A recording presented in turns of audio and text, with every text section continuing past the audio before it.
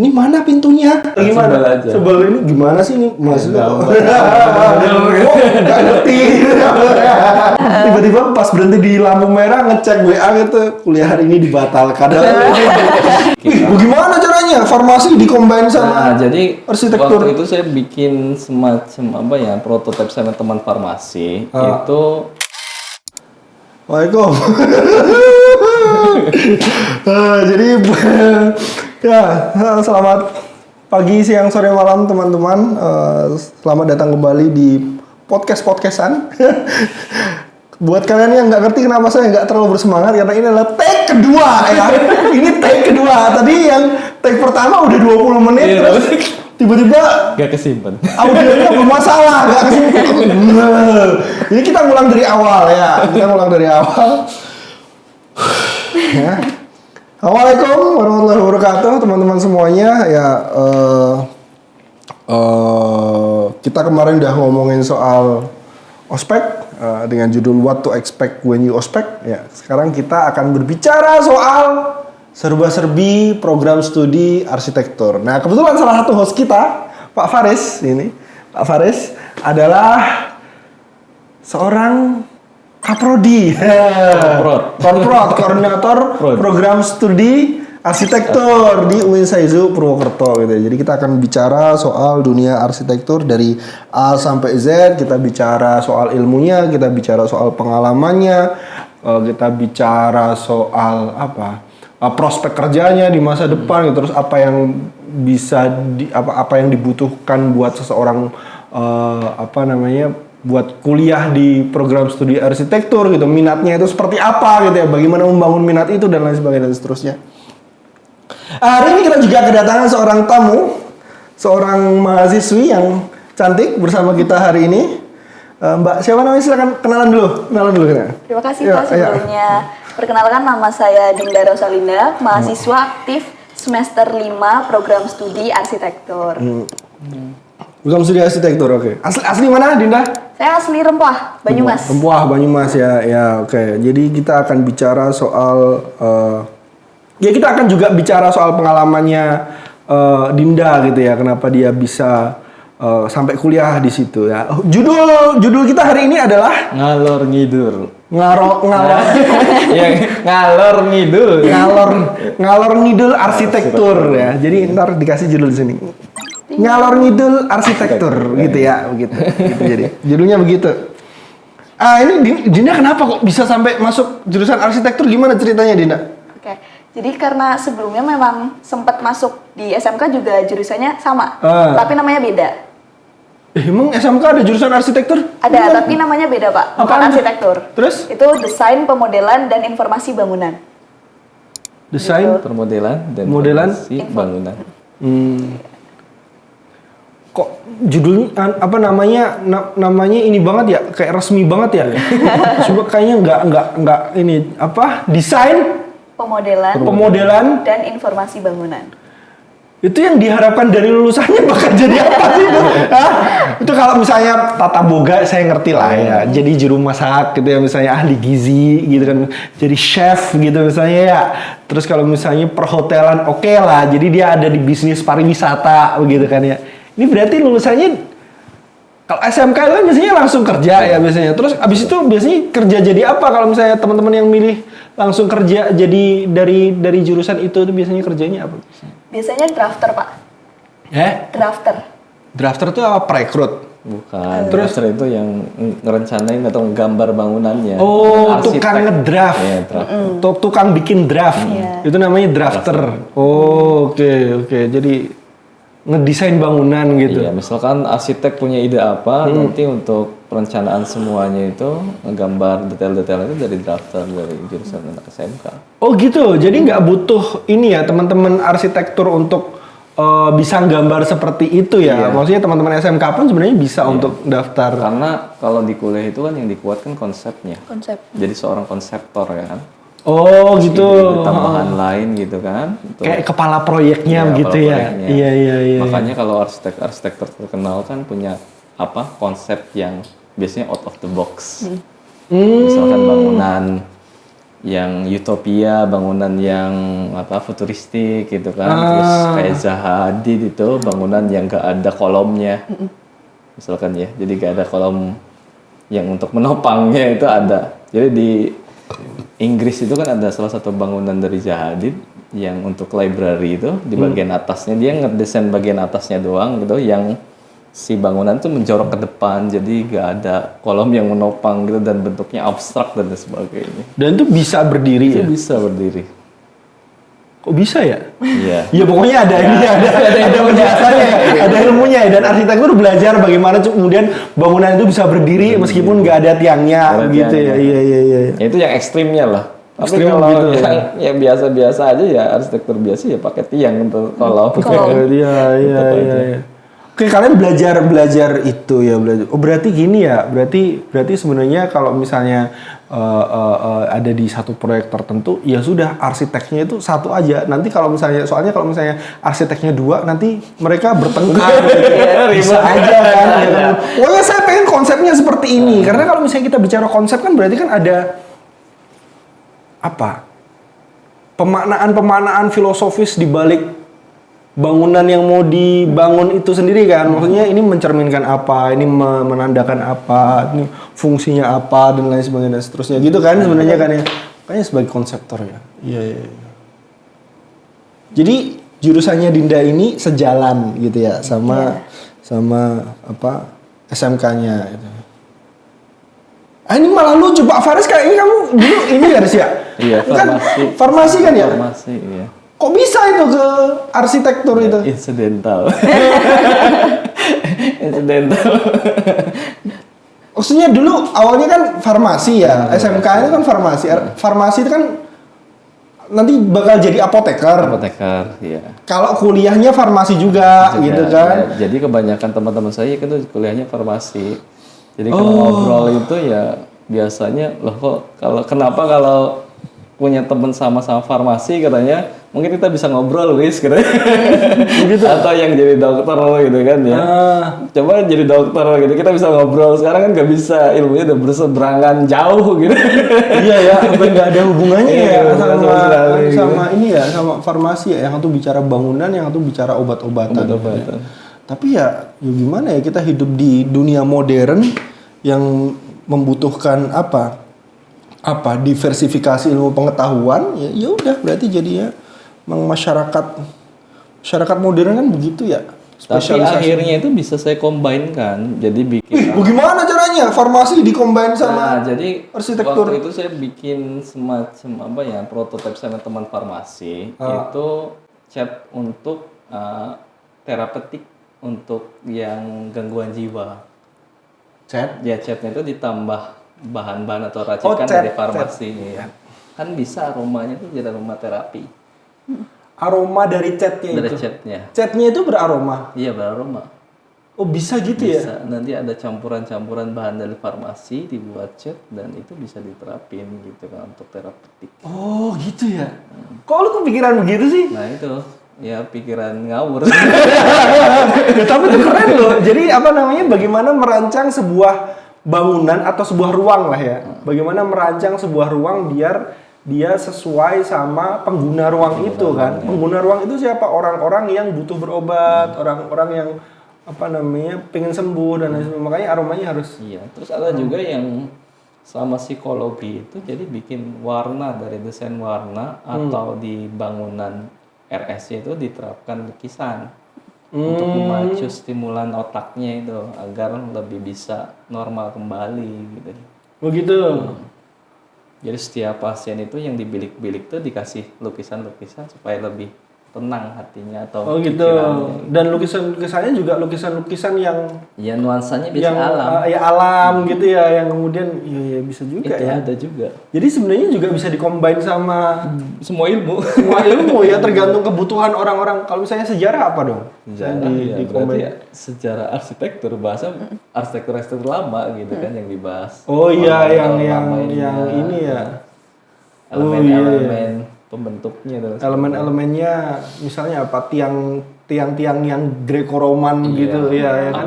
Atau di gedung sate itu kan kita bisa bahas bangunan itu yang dibangun dari batu kali, temboknya itu kan tebal banget, pakai batu kali. Oh iya ya. Itu kan buat benteng aslinya. Benteng pertahanan terakhir dari Belanda kan. Oh iya ya. Iya betul. Dinda ini kan berarti angkatan pertama ya? Iya. Angkatan pertama arsitektur gitu. Itu dulu awalnya kok bisa masuk sini tuh gimana itu ceritanya itu? Oke, dari SMK yang jurusan itu tadi ya. Bangunan. Desain, pemodelan Dan informasi bangunan. dan CPIB. dan informasi bangunan gitu ya. Terus abis itu kok bisa masuk Winsaizu itu gimana tuh ceritanya tuh? Jadi awalnya itu Dinda udah sempat daftar di lain universitas dan udah diterima Itu daftarnya apa tuh? di teknik sipil. Oh nggak iya ya, jauh-jauh. bangunan ya, Iya, bangunan aja. nggak jauh-jauh. Terus. Terus dari orang tua itu kurang setuju kalau misal jauh dari anaknya gitu. Terus diarahkanlah, itu di UIN aja ada loh arsitektur. Saya kaget, loh sejak kapan? Karena karena sepikiran saya UIN ya mungkin ya prodinya ya Islam-Islam gitu. Terus ternyata memang sedang direncanakan juga untuk fakultas baru juga nih Pak, Fakultas Saintek gitu. Dan saya baru tahu itu ketika diarahkan oleh ibu saya. Oh gitu. Terus Iya. mencoba di ujian Mandiri 4 dan alhamdulillah keterima. Terima, gitu. iya. Oh berarti Mandiri Mat sudah termasuk akhir-akhir dong ya waktu itu ya? Mepet. Iya. Padahal yang di PTKN yang lain keterima atau enggak itu? Diterima. Keterima juga tapi Iya. dilepas gitu ya, Iya. karena jauh-jauh gitu ya. Iya. Iya, mungkin ya proteksi ya kepada anak perempuan biasanya kan begitu ya, anak perempuan proteksi di apa biar nggak jauh-jauh begitulah, nggak jauh-jauh. Terus gimana? Ekspektasimu gimana tuh waktu asik nih kuliah di UIN? Ada ekspektasi tertentu yang kemudian ternyata pas nggak sesuai ekspektasi atau kemudian ternyata mencapai ekspektasi itu gimana? Awalnya saya nggak berekspektasi lebih Pak. Kenapa tuh? Karena pertama ini adalah angkatan pertama Pak. Yang gitu ya. yang ada di pikiran saya dan mungkin teman-teman juga pasti ya angkatan pertama paling nanti jadi kelinci percobaan gitu. Gitu. Itu kan pemikiran yang sangat wajar ya Pak. Apalagi kayak teman-teman saya juga kebanyakan itu ternyata bukan dari prodi yang arsitektur atau apa gitu. Ada yang dari MAN ya Pak. Oh, ada yang dari MAN segala ya? Ada MAN banyak. Terus saya naruh prinsip bahwa yaudah bismillah dijalanin aja. Semakin saya jalanin ke depannya ternyata prodi arsitektur UIN Saizu ini itu saling berkolaborasi dengan kampus-kampus top 10 yang ada di Indonesia. Contohnya kemarin waktu saya semester 2, kita sempat ke ITB, semester 3 kemarin kita sempat ke Undip, dan yang terakhir itu kita sempat kolaborasi dengan NUS. Singapura International. NUS. Iya. National University of Singapore. Iya. Itu ngapain tuh kolaborasinya? Ngapain tuh sama NUS tuh? Cuman ini bahas tentang apa namanya ya tukar apa pemikiran lah atau ilmu baru dengan dosen sana. Oh gitu, ngezoom gitu apa gimana? Oh iya. Sebenarnya mereka juga menyambut kalau kita mau KKL. Oh gitu. KKL di mana Mas? Di Singapura. Asik banget gak sih? Itu dari mana Mas? Dari UIN saya itu. KKL-nya di mana emang? Di Singapura. Oke, keren banget ya. Keren banget ya kalau saya bisa KKN ke Singapura ya. Ya kan? Lu KKN paling jauh kemana sih? Dulu KKN kemana? KKN saya di Semarang. Oh iya kan kamu kampusnya Semarang ya? Kampusnya Semarang ya? Semarang gitu jauh-jauh.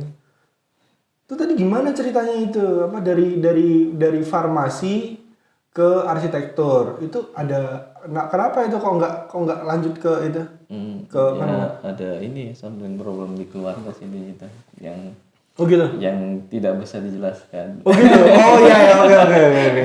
Tapi kok kemudian larinya ke arsitektur? Nah itu gimana ada dua pilihan waktu itu antara manajemen sama arsitektur. Nah kalau manajemen kan saya pikir-pikir manajemen itu apa ya prodi yang sudah mainstream lah ya, kemudian dari lulusan banyak banget ya dan sebagainya gitu kan ya. Terus ada nama arsitektur, nah ini nyoba kayak gimana gitu kan, asing banget. Terus kalau lihat di iklan susu itu kan ada ya, yang susu SGM, saya pengen jadi arsitektur. Ya kan ya, susu itu iklan susu itu, kelihatannya keren gitu. Ya udah coba gitu. Begitu doang ya sebenarnya apa namanya kayaknya ya. Iya gitu. Terus habis masuk berarti belajar dari awal lagi. Belajar dari awal. Ini kan berarti kan kamu masuk arsitektur tanpa rencana ya sebenarnya ya. Iya kan? Tapi lanjut sampai season 2 tuh. Apa? Season 1 lulus, terus habis itu season 2. Ya kan? Ini kan sampai season 2. Padahal awalnya tanpa rencana loh. Berarti dalam perjalanannya kan ada yang membuat dirimu suka sama arsitektur nggak sih? Atau gimana sebenarnya? Dari awalnya sampai akhirnya begitu. Karena udah nyemplung aja sih, tanggung basah. Jadi keterpaksaan tapi diseriusin gitu ya. Iya, Tapi sebenarnya menikmati nggak proses pembelajarannya, pekerjaan-pekerjaan yang terkait sama itu, terus yang mengajarkan ilmu itu, dirimu menikmati itu nggak? Menikmati. Kalau yang ada beberapa kayak teori yang sejarah arsitektur barat klasik kemarin yang punya adik kelasnya itu saya menikmati yang sejarah gitu kan. Tapi yang kalau yang berhubungan dengan tadi mekanika teknik ya, terus apalagi misalkan fisika bangunan, itu mungkin ilmu saya dibanding, makanya saya nggak mau ngampu itu gitu. Takutnya karena saya nggak terlalu senang gitu kan di situ, lalu salah gitu. Makanya saya sama Pak Noval tuh ada beberapa mata kuliah yang kita tuh enggan untuk mengampu itu. Oh gitu. Kayak misalnya Pak Noval tuh nggak pengen ngampu apa gitu. Fisika bangunan, mekanika teknik, sama struktur. Oh gitu. Karena itu vital di arsitektur. Jadi yang ngampu berarti dosen-dosen baru yang tadi itu. Nah, iya Bu Rani. Oh gitu. Ya, Itu dosen baru apa dosen LB apa gimana sih? Kalau Bu Rani baru. Baru Bu Rani. Yang baru siapa aja Bu Rani? Bu Rani sama Pak Didin. Pak Didin. Didin. Yang sisanya itu ya dosen perbantuan. Oh LB gitu ya, dosen LB gitu ya. Duh, tapi gini Riz, kita kan pernah ngobrol ya Riz. Kita pernah ngobrol bahwa kan aku ingat sekali kita pernah berbicara soal bagaimana masing-masing dari otak kita bekerja. Aku pernah tanya kamu satu pertanyaan. Kamu lebih suka mikir yang teknis apa yang abstrak? Terus kamu jawab waktu itu Yang teknis. yang teknis kan. Ntar aku bilang aku lebih suka mikir yang abstrak gitu kan ya. Itu kan bukannya bertolak belakang sama jawabanmu yang sekarang soal soal fisika bangunan, soal teknik itu gitu. Apa nggak menikmati itu atau gimana sebenarnya? Kalau fisika itu kan saya tuh jujur ya kalau di dulu SMK itu. Kok nadanya sedih sih? Gak asik banget. Gimana kalau dia sama gimana? Di fisika bangunan itu ada beberapa momen itu saya nggak suka karena yang ngajarnya, jadi ke bawah nggak suka sama pelajarannya. Sebenarnya dari dulu tuh suka fisika gitu kan, cuman karena ada yang ngajarnya adalah salah satu mungkin ya, kita udah mau ngerjain sebentar mungkin tapi nilainya nggak bisa lebih dari C. Oh iya. Iya.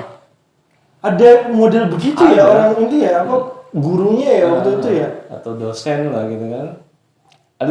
Ada yang paling bagus banget kan ngerjain itu serius lah. Ya struktur konstruksi dan sebagainya di tempat saya itu paling bagus tuh BEMI. Oh gitu ya. Iya. Nggak apresiatif banget berarti dosennya. makanya saya nggak terlalu suka fisbang gitu sama struktur gitu kan.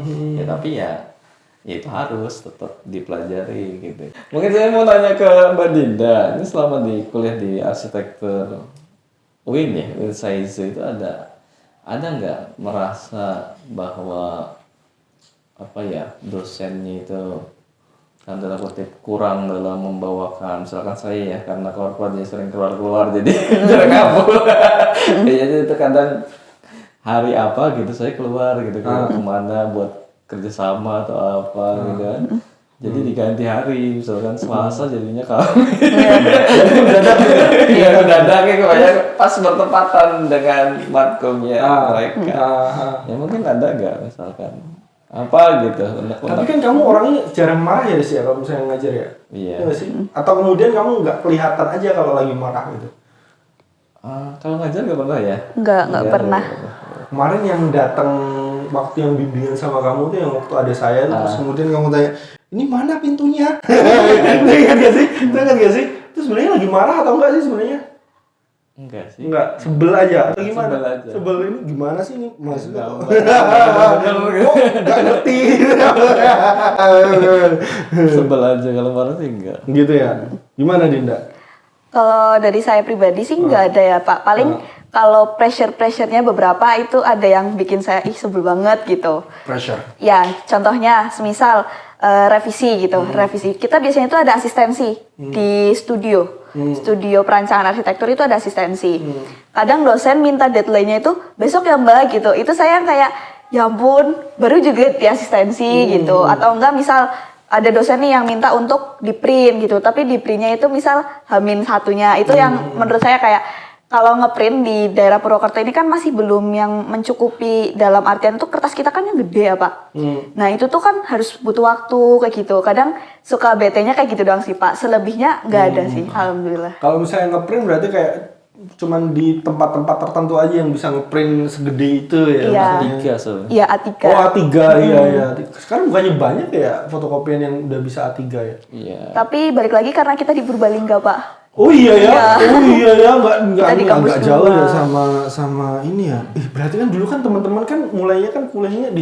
Oh aku jadi inget tuh pertanyaanku sebenarnya berkaitan sama itu tadi gitu. Jadi Pak Faris ini adalah contoh di mana awalnya nggak minat sama arsitektur, tapi kemudian pada akhirnya masuk jurusan arsitektur dan melanjutkan itu dari melanjutkan dan menikmati prosesnya juga gitu ya. Ada nggak sih teman-temanmu yang seangkatan sama kamu atau yang kamu kenal yang ngerasa salah jurusan gitu, ada nggak sih? Ada yang udah keluar Pak. Oh gitu. Iya. Terus akhirnya keluar gitu ya. Iya. Kenapa itu keluar tuh? Karena balik lagi di arsitektur itu benar-benar harus kuat mental Pak. Oh gitu ya. Iya, karena balik lagi nanti di dunia kerja pun ketika kita udah ketemu owner atau klien kita, misal ada revisi itu kan kita harus kuat mental. Harus siap dikritik, Oh, iya, harus iya. siap di ini ya. Harus siap begadang terus ya, Pak. Itu begadang kuncinya arsitektur. Untuk nyelesain proyek dan lain Iya, sebagainya, menghadapi gitu. klien dan lain sebagainya. Oh iya, aku pernah diminta sama Noval buat ini. Apa? Oh iya, buat ini. ngadepin ini. Ngadepin. Apa sih? Juri, apa ya? Pokoknya semester kemarin Pak Noval ngajar apa sih? Pokoknya yang harus ada ketemu sama pura-pura klien itu loh. Teknik komunikasi. Iya, teknik komunikasi itu. Jadi Teknik ada komunikasi. 5 orang mahasiswa itu, ada 2 kelompok tuh datang ke saya terus bilang, ini Pak mau ini dan lain sebagainya dan seterusnya dan jelasin itu. Terus saya tak tanya. Terus semuanya direkam gitu semuanya. Iya sih, maksudnya ada tekanan untuk apa? Yang nggak boleh kelihatan nggak ngerti kan di depan klien kan, yang profesional dan lain sebagainya ya. Terus teman-teman yang ada nggak yang masih bertahan dengan apa tuntutan yang semacam itu gitu? Ada banyak. Dan justru dari semester kemarin itu mereka menurun, sekarang di semester ini pada menaik. Naik. Ya, Apanya? Maksudnya minatnya? apa minat ya? belajarnya? Minat belajarnya, terus kreativitasnya juga Sama dalam mendesain. desainnya juga lebih kreatif. Desain. Oh gitu ya? Iya. Iya. Siapa namanya yang angkatan yang dari Bekasi itu yang cewek siapa?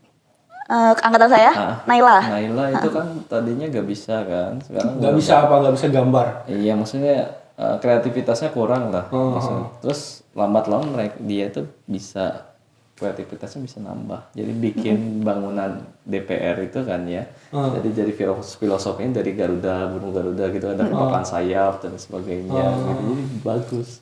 Oh gitu ya? Jadi berkembang lah dia. Iya. Itu yang bisa ngubah Naila itu apa ya? Berarti ya kayak mungkin ada sesuatu ya yang. Tapi kalau kamu kan sejak awal kan memang suka kan ya, suka gambar, suka desain, suka apa gitu ya. Sebenarnya bukan lebih suka desain sih Pak, lebih suka seni aja. Seninya. Iya. Oh iya kan karena arsitektur kan ada seninya ya. Mungkin mereka karena terpacu dari teman-teman yang lain sih. Iya. Dari siapa Naila terus si Muza. Muza. Muza itu kan dia dari MAN. Oh. Dari MAN gak bisa apa, gak bisa arsitektur lah. Sempat mau ganti jurusan di semester 3 atau apa gitu kan. Tapi akhirnya tak semangatin gitu. Mbak saya juga dulunya bukan arsitek tapi kan lama bisa gitu kan. Iya. Kalau nilai ya itu relatif aja penilaian dosen. Yang penting kita udah menggugurkan tugasnya. Selesai bangunannya udah jadi. Ya, pokoknya konsepnya lakukan jadi. yang terbaik aja terbaik. gitu ya. Oh iya kalau diingat-ingat saya juga bukan jurusan IPS loh dulu tuh. IPA. Bukan? Bukan apa? Madrasah aliyah. Iya, sejarah. Madrasah aliyah keagamaan gitu. Jadi dulu kan ada yang namanya UN ya. Lu bagian UN nggak? UN. Yang 6 mata 6 mata pelajaran apa 3 sih? saya Kamu kena UN nggak sih? Tahu ujian nasional? Tahu ujian Iya. nasional dapat apa aja? Matematika, IPA sama bahasa Indonesia. matematika, IPA sama bahasa Indonesia. Iya. 3 berarti ya. Dulu saya 6, men. Wow. 6. Matematika, bahasa Indonesia, bahasa Inggris, ilmu tafsir, ilmu hadis, sama ilmu kalam. Selulus masuk jurusan sejarah, men. gitu. Jadi asik kita beda gitu ya, beda. Padahal awalnya bukan IPS sih. Tapi ya awal suka. Karena dari awal suka sama sejarah gitu. Suka sama sejarah. Karena kamu suka seninya, jadi menurutmu kamu tertarik sama arsitektur itu berarti seninya dulu apa gimana? Iya, dari seni. Dari seninya dulu Iya. ya. Menurutmu nih arsitektur ini ilmu atau seni? Karena kan orang awam kan bayangin arsitektur itu kan kayak yang apa sih yang Greco-Roman gitu kan, yang apa Menara Eiffel itu kan sesuatu yang patung apa dan lain sebagainya kan. Kalau bisa ngomong piramida, Sphinx dan lain sebagainya. Kamu menurutmu gimana tuh? Lebih ke ilmu apa ke seni tuh? Jadi kalau dari awal ya Pak, kalau melihat dari kacamata orang awam, saya menganggapnya arsitektur itu adalah sebuah seni. Tapi semakin kesini saya belajar ada gambar teknik, ada mekanika teknik, di situ saya bisa menilai bahwa arsitektur itu juga ilmu. Gitu. Jadi ya contoh kecilnya ketika kita memegang pensil dan kita membuat garis lurus misal. Kalau orang seni kan bisa diarsir kayak garis putus-putus gitu. Kalau arsi nggak boleh. Jadi satu tarikan itu harus seret gitu. Arsi itu arsitektur maksudnya? Iya, arsitektur. Orang arsitektur nggak boleh jadi. Iya, harus. Kenapa kok harus satu garis lurus? Kenapa sih? Karena itu biar kayak garisnya kan tegas ya Pak. Jadi garis teknik dan garis seni itu beda. Oh gitu? Iya. Garis gambar garisnya itu kadang juga nggak boleh pakai penggaris Pak. Jadi semester 1 itu saya pernah ada gambar manual itu satu garis itu satu kertas A3 gede banget. Itu buat ngeluasin tangan gitu. Biar nggak yang kalau sketch kan kayak gini ya Pak. Kalau harus itu udah seret gitu. Harus tegas ya. Kayak perspektif gitu. Perspektifnya. Oh, yang makin kesana makin kecil gitu ya. Makin ada apa sih? Titik hilang apa titik apa? Nah, perspektif. Satu titik hilang, 2 titik hilang gitu kan. Tapi kan kamu awalnya nggak berangkat dari seninya dulu ya awalnya ya. Berarti kamu langsung ke ilmunya gitu ya, Riz ya? Iya. Terus tapi tetap pada akhirnya tetap menikmati itu kan? Iya. Karena ya itu tadi juga sama kayak teman-temannya Dinda itu pacu sama teman-teman yang lain. Oh gitu. Teman-teman saya itu gambarnya bagus-bagus. Oh gitu. Bikinnya udah luar biasa. Terus yang kamu lakukan buat menyaingi mereka gimana? Iya, apa aja? bareng mereka. Jadi kalau ada tugas atau apa ya bareng mereka. Ngerjainnya bareng gitu. Jadi dikasih masukan atau apa gitu kan. Oh gitu. Jadi bareng gitu ngerjainnya itu. Sambil kerja apa enggak ada? Saya itu kerjanya di ini, Tentor AutoCAD. Apaan tuh? Apa aplikasinya arsitektur. Jadi teman saya itu ada tutor. Jadi anak-anak Undip itu pada tutor ke teman saya. Oh gitu. Anak perkapalan, anak apa gitu. Waktu S1. Langsung satu. Jadi saya tuh ke teman saya belajar. Teman saya tutor kebetulan. Jadi gitu. saya bisa jagonya di itu. Nutorin apa? Tutorin aplikasi arsitektur. Oh gitu. AutoCAD. Jadi saya bisa di situ aplikasi terus ngakalinnya gimana di AutoCAD dan sebagainya. Oh, itu dapat duit ya dari situ? Dapat duit 500.000. Lumayan ya, lumayan. Dan ya, waktu itu saya nggak tidur di kos, tidur itu di ruko. Jadi supaya ngirit kan, saya tidurnya di ruko. 2 semester. 2 semester tidur di Jadi ruko. dia penjaga toko di ruko. Katanya dulu sempat jadi ini, Apa? tukang servis Nah laptop iya, segala. itu pas itu Mas udah keluar dari itu. Terus semester akhir apa ya? Terus jadi itu tukang servis laptop sama nginstalin aplikasi. aplikasi. Terus hidup dari sana tuh. Iya, terus dari itu juga beasiswa apa namanya ya? Itu kayak bidik misi apa ya, tapi IP tertinggi itu lah. Oh gitu. Nah, pernah dapat ya. Oh iya, Atas IP-mu bisa tinggi gitu ya? Padahal nggak minat ya, nggak minat tapi IP-nya bisa tinggi gitu, gimana ceritanya Bang? Terus dibeliin TV gitu, TV apa LCD TV gitu. Dibeliin TV, maksudnya gimana? Uang biasa kan ada lebihnya dari bayaran kuliah. Kita beliin TV, kita beliin laptop. Oh gitu. Nambahin uang dari orang tua, kita beliin laptopnya yang ada. Tapi orang tua waktu itu masih ngirim lah ya? Masih. Masih ngirim, iya. Terus S2 masih kerja begitu? Oh iya. S2 asisten dosen. Iya, jadi asisten dosen kan katanya pernah jadi asisten dosen. Kamu pernah dengerin cerita nggak dia? Belum. Jadi asisten dosen ya. Jadi dia udah mulai kerja itu sejak S1 tuh ngidupin dirinya. Ya kan? Asisten dosen di kampusmu dulu kan? Di kampus S1 dulu. S1-nya di Unpan, Universitas Pandanaran, Semarang. S2-nya di Undip. Waktu jadi mahasiswa Undip, jadi asisten dosen buat dosen-dosen buat salah satu dosen di Unpan itu. Jadi kapro sama kaprodi sama dekan juga. Begitu. Jadi pertama itu asdos di kaprodi, terus keduanya di dekan. Oh gitu. Dekan teknik. Oh. Jadi ya pengalaman buat dosen ya ada dari situ gitu. Oh gitu. Iya. Terus suruh ngapain aja sih? Jadi asisten dosen itu suruh ngapain aja? Saya itu ya tugasnya ya bantu, misalkan ngisi, kalau dulu itu kan ngisi digital arsitektur. Kita ada matkul namanya digital arsitektur, saya ngajar. Jadi selain dapat uang dari dosennya yang 1,5 juta per bulan, saya dapat ngajar juga dari kampus. Oh gitu. Jadi Oh iya karena kampus swasta double. ya dulu Unpan itu ya. Uangnya double. Iya. Di sini nggak ada yang punya asdos ya? Nggak ada, nggak ada bayarannya juga kayaknya. Iya kalau bisa nggak ya ada yang punya asdos gitu ya? Ya saya bisa di Undip juga banyak kok. Kayak gitu ya? dulu profesor saya Bu Erni itu kan asdos sampai 2. Asdosnya sampai 2. Wow. Gajinya berapa ya bisa ngegaji asdos 2 gitu ya? Karena ya di sana mungkin ya itunya remunnya kan 4 kali kan. Oh gitu. Di Undip tuh. Jadi uangnya ya kalau buat asdos ya pakai uang sendiri. Iya sih kayaknya punya asdos itu misalnya kan jadi kan maksudnya kalau ada pertanyaan tanyain ke asdos aja jangan usah tanya ke saya. Gitu kan maksudnya menghemat waktu kita buat ngerjain yang lain gitu kan. Iya. Terus Dinda gimana sejauh ini bahagia kuliah di arsitektur? Sejauh ini bahagia banget. Apalagi pas di kampus 1, kan dekat rumah. Oh iya, di dekat Rempoah ya. Iya. Kalau sekarang harus ngelaju tiap hari, 30 menit. Dari Rempoah ke Purbalingga. Iya. Oh iya, ngelaju ya dia. Akhirnya dia ngekos di Purbalingga enggak ya? Jadi kebayang nggak Pak kalau misal ada dosen yang nge-cancel di jamnya? Kayak Oh saya, iya ya. Dia repot banget gak sih? Iya. Udah datang. OTW gitu. Iya. Tiba-tiba pas berhenti di lampu merah ngecek WA gitu, kuliah hari ini dibatalkan. Oh, ada dosen yang begitu ada berarti? Dosen bukan RCC Pak. Iya, tapi matkul. maksudnya yang cancel kayak 15 menit sebelum kuliah gitu. Ada. Nyebelin banget ya. Iya, emang bikin sebel sih. Meskipun saya juga pernah. Pasti lah. Ya, tapi jarang begitu. Biasanya saya kemungkinan besok saya nggak bisa ngajar, nanti saya kabarin lagi saya jadi ngajar atau enggak. Biasanya kayak 2-3 jam sebelum ngajar saya bilang kayaknya nggak bisa deh. Jadi itu.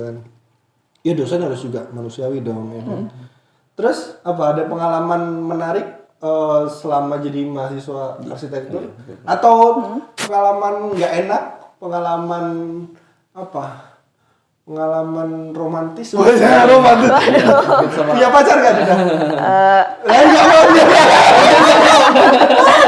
Nggak bisa Dulu pacarnya bukan Win sini. Oh gitu. Bukan anak ini ya, bukan anak Win ya, anak yang lain ya. Nggak bisa cerita ya. Karena mungkin ibunya nonton. Nggak suka itu ya. Masuk di 70 orang. Oh iya. Subscriber kita ada berapa sekarang? 6 orang. Kita semua.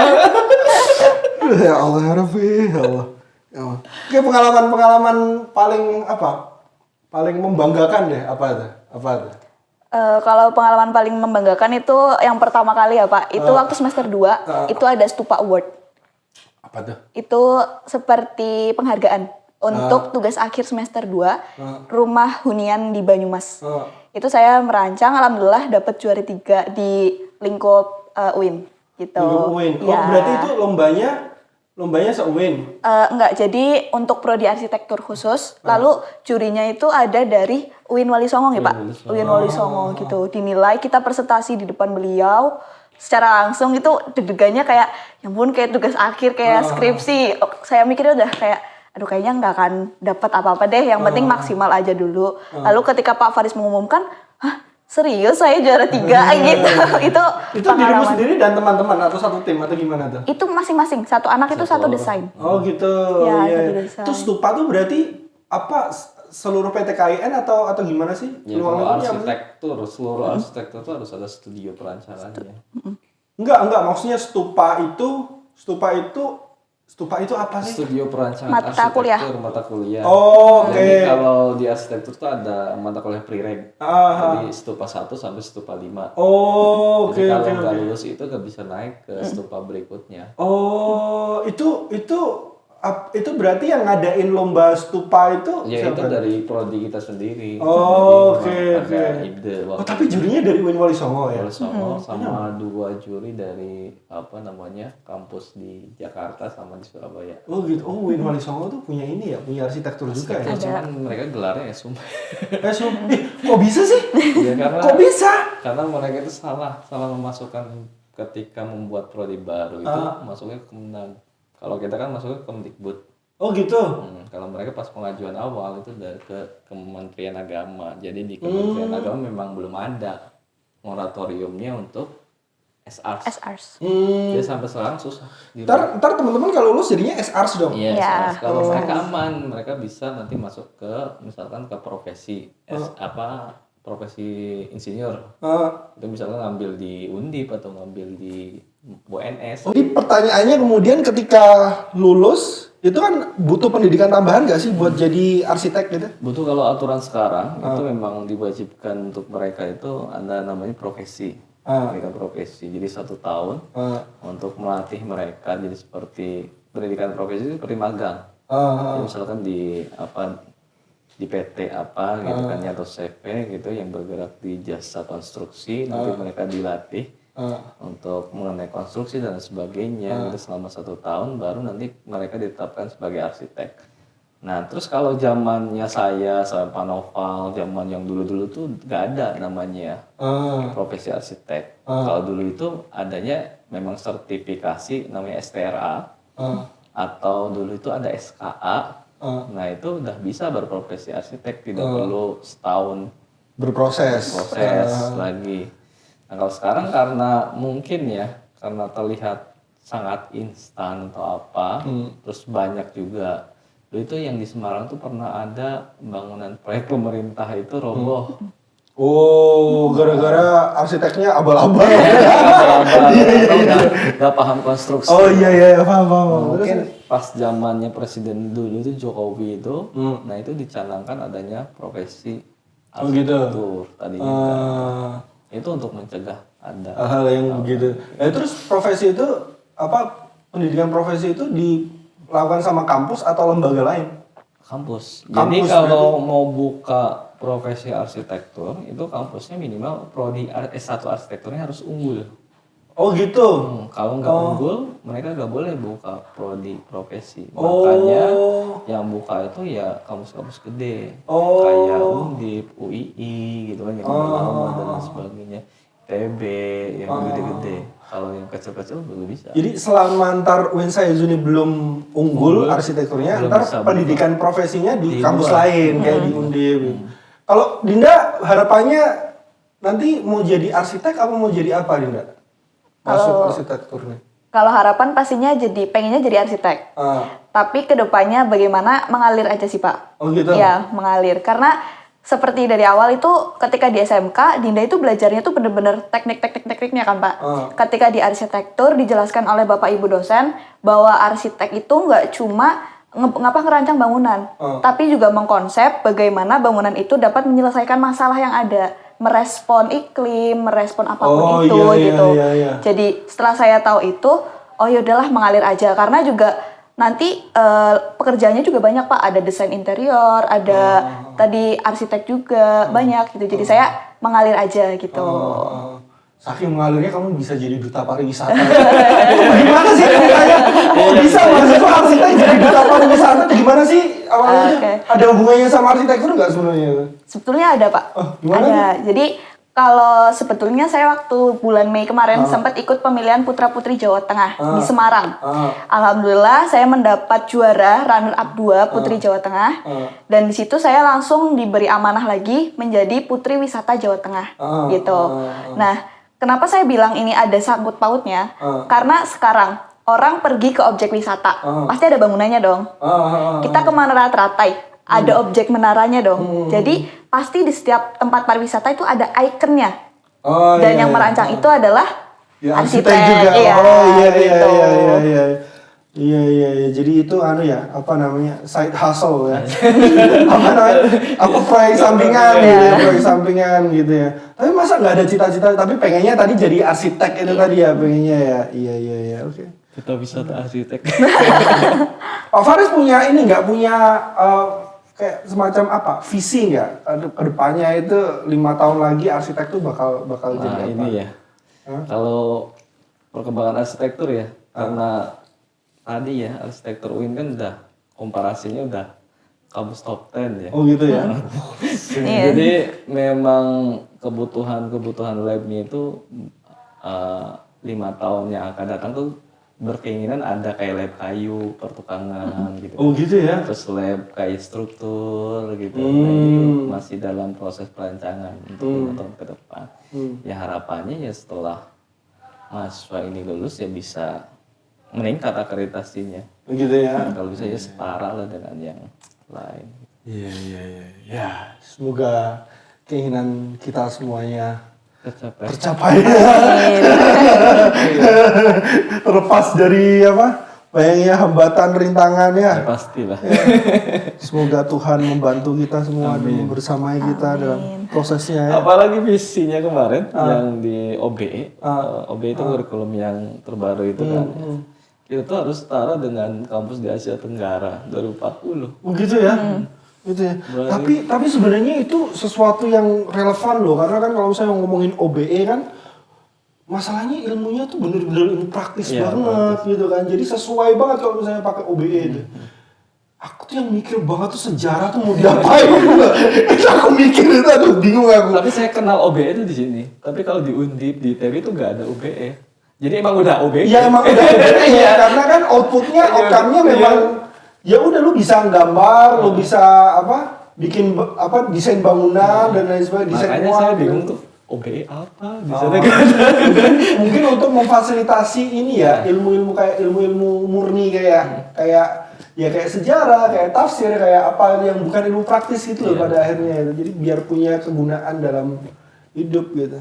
Ya moga-moga. Dan itu kayaknya bakal jadi lebih baik deh dengan OBE itu. Gitu aja, sampai jumpa minggu depan teman-teman.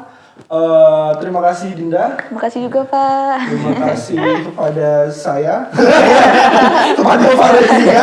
Ya, kurang lebihnya mohon maaf. Sampai jumpa minggu depan. Minggu depan kita kayaknya ngomongin SPI deh. Tapi nggak tahu ngobrol sama Mas Rohim. Mas Rohim bisa nggak ya? Nah, coba aja nanti. Gitu ya. Kalau sama Mas Rohim kayaknya seru itu. Kita bisa tanya-tanya soal Mesir gitu. Karena sekolah di Mesir. Iya, soalnya Mesir kan. Udah gitu aja ya. Makasih ya teman-teman ya. Sampai jumpa minggu depan. Waalaikumsalam warahmatullahi wabarakatuh. Waalaikumsalam.